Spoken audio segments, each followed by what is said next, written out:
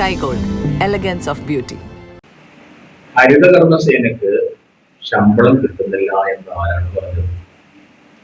ഹരിതകർമ്മസേനക്ക് ശമ്പളം കൊടുക്കേണ്ട സമയത്ത് അവർക്ക് ശമ്പളം.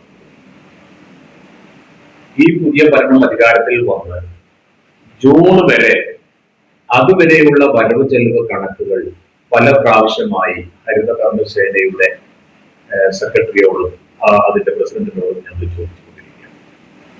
ആ കാലയളവിൽ എത്ര പണം പഞ്ചായത്തുകളിൽ, മുനിസിപ്പാലിറ്റികളിൽ എത്ര പണം നമ്മുടെ വീടുകളിൽ നിന്ന് കിട്ടി, ഷോപ്പുകളിൽ നിന്ന് കിട്ടി, മുനിസിപ്പാലിറ്റി ലൈസൻസിന് വരുമ്പോൾ കിട്ടി, അതിൽ കണക്ക് അവർ അവതരിപ്പിക്കണ്ടേ?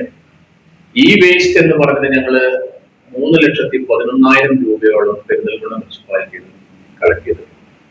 പെരിന്തൽമണ്ണ മുനിസിപ്പാലിറ്റി വാർഡ് വിഭജനം നടത്തുന്ന സമയത്ത് 2025 ഒക്ടോബർ 8 ഒരു മാനദണ്ഡമാക്കി ഓരോ വാർഡിലുമുള്ള വീടുകളുടെ എണ്ണം എടുത്തു. 18,255 വീടുകളാണ്. ഇന്നത് 20,000 വീടുകളായിട്ടുണ്ട്. 20,000 വീടുകളിൽ നിന്ന് ഒരു വീട്ടിൽ നിന്ന് 50 രൂപ കിട്ടിയ 10 ലക്ഷം രൂപ കിട്ടും. അതിന്റെ കണക്ക് എവിടെ? ഈ ജൂൺ മുതൽ ഞങ്ങൾ അതിന്റെ വ്യക്തമായ കണക്ക്, തരുന്ന വീടുകൾ, തരാത്ത വീടുകൾ, തരുന്ന ഷോപ്പുകൾ, തരാത്ത ഷോപ്പുകൾ, ഇതെല്ലാം ഞങ്ങൾ വിലയിരുത്തും. അത് വിലയിരുത്തി ജൂൺ മാസത്തെ സാലറി എപ്പോഴാണ് കൊടുക്കേണ്ടത്? ജൂലൈയിലല്ലേ കൊടുക്കേണ്ടത്? ജൂൺ മാസത്തെ സാലറി ജൂലൈ 5-ാം തീയതിക്കുള്ളിൽ നമുക്ക് കൊടുത്തിരിക്കും. പക്ഷെ അതിന് മുമ്പത്തെ ശമ്പളം ചോദിച്ചുകൊണ്ട് അത് ശമ്പളം ചോദിക്കല ചെയ്തത്. ഇവിടെ മുനിസിപ്പാലിറ്റിയിലെ ഭരണം നഷ്ടപ്പെട്ടു, MLA ഇല്ല, സംസ്ഥാന ഭരണമില്ല. അപ്പൊ താൻ ആവാൻ വേണ്ടി ഇങ്ങനെ ഒരു കൗൺസിലർ ഇങ്ങനെ ഈ പാവപ്പെട്ട സ്ത്രീകളെ പിടിച്ചു വന്നിട്ട് ചാനലിൽ പിടിച്ചുകൊണ്ട് ഇവിടെ ശമ്പളം കിട്ടുന്നില്ല എന്ന് പറഞ്ഞാൽ അത് പാർട്ടി നിലപാടാണോ എന്ന് എനിക്ക് അറിഞ്ഞുകൂടാ. കാരണം പാർട്ടി ആരും സപ്പോർട്ടുള്ളതായി എനിക്ക് മനസ്സിലാവുന്നില്ല.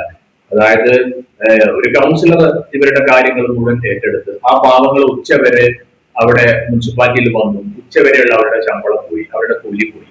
ആ കൂലി പോയത് അത് ആരാ അതിന് കാരണക്കാരൻ? ആ കാരണക്കാരനൊക്കെ അവരും പിന്നെ ഞങ്ങൾക്ക് ഉച്ചവരെ ലീവാണ് മാർക്ക് ചെയ്തിരിക്കണമെന്ന് പറഞ്ഞു.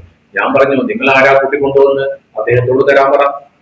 ആ രീതിയിൽ സ്വയം താനാകാൻ വേണ്ടി കൗൺസിലിനകത്തോ ഇല്ല, പ്രതിപക്ഷ നേതാവോ അല്ല, ഒന്നുമല്ലാത്ത ഒരാള് ഞാനിങ്ങനെ പിന്തള്ളപ്പെടുന്നുണ്ടോ എന്നുള്ള മാനസികമായിട്ടുള്ള പ്രയാസത്തിൽ നിന്ന് ഇങ്ങനെ ജനങ്ങളുടെ ഇടയിൽ ഞാനും ഇവിടെ ജീവിച്ചിരിപ്പുണ്ട് എന്ന് ജനങ്ങളെ ബോധ്യപ്പെടുത്തുന്നതിന് വേണ്ടിയുള്ള ചില വേഗൂത്തുകളുടെ ഭാഗമായിട്ടാണ് ഹരിതകർമ്മസേനയിലെ പാവപ്പെട്ട സ്ത്രീകളെ കൊണ്ടുവന്ന് ചെയർപേഴ്സന്റെ മുമ്പിൽ ഈ നാടകം കളിച്ചത്.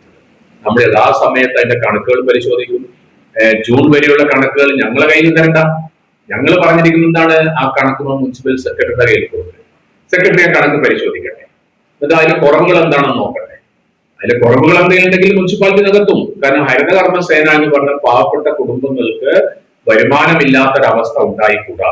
അവർക്ക് വരുമാനം ഇവിടുന്ന് മുനിസിപ്പാലിറ്റിയിലെ ഈ പിരിവ് നടത്തിയിട്ട് അതിന് കിട്ടുന്നില്ല, തികയുന്നില്ല എങ്കിൽ മുനിസിപ്പാലിറ്റി അതിന് മറുപടി കാണും, മുനിസിപ്പാലിറ്റി അതിന് സംവിധാനം കാണും. ആ തരത്തിൽ അവരുടെ രക്ഷകനായിട്ട് ഇങ്ങനെ പുതിയ ആൾക്കാര് അവതാരം വന്നു കഴിഞ്ഞാൽ അവർ ഒരു കാര്യം മനസ്സിലാക്കണം: ഭരണം മാറിയിരിക്കുന്നു എന്നുള്ള തിരിച്ചറിവെങ്കിലും ഈ വരുന്നവർക്ക് ഉണ്ടാവണം. ഭരണം മാറിയിരിക്കുന്നു, അത് ഇവരെ ഭരണം മാറിയിരിക്കുന്നു എന്ന് ബോധ്യപ്പെടുത്താനാണ് ഞങ്ങൾക്ക് പ്രയാസം. ഇപ്പോ ഞങ്ങളല്ല ഭരിക്കുന്നത് എന്ന് പറയാൻ അവരെ ബോധ്യപ്പെടുത്താനാണ് ഞങ്ങൾക്ക് ബുദ്ധിമുട്ട്. ഞങ്ങൾക്ക് ഭരിക്കാൻ പ്രയാസമില്ല, പക്ഷെ ഭരണം മാറിയിരിക്കുന്നു, ഞങ്ങൾ ഭരിക്കുന്നവരല്ല എന്ന് സ്വയം മനസ്സിലാക്കാനുള്ള കോമൺ സെൻസ് എങ്കിലും അവർക്ക് ഉണ്ടാവണം എന്നാണ് ഈ വിഷയത്തിൽ എനിക്ക് പറയാനുള്ളത്. വെഡിങ് സ്റ്റൈലിംഗ് എനിക്ക് പാഷനും പ്രൊഫഷനുമാണ്. സ്വന്തം ഫ്രണ്ട്സിന്റെ വിവാഹമാകുമ്പോൾ അതെനിക്ക് പേഴ്സണലും. ഷാഹിനയ്ക്ക് ആന്റിക് നെക്ലസ് സെറ്റ്, കീർത്തിക്ക് ട്രഡീഷണൽ നഗാസ് കളക്ഷൻ, സാരയ്ക്കായി simple and classy diamond set. ഓരോ വധുവിലും ഓരോ സ്വപ്നമുണ്ട്. അതാണ് ഞാൻ സ്കൈ ഗോൾഡിൽ കാണുന്നത്. Sky Gold, elegance of beauty.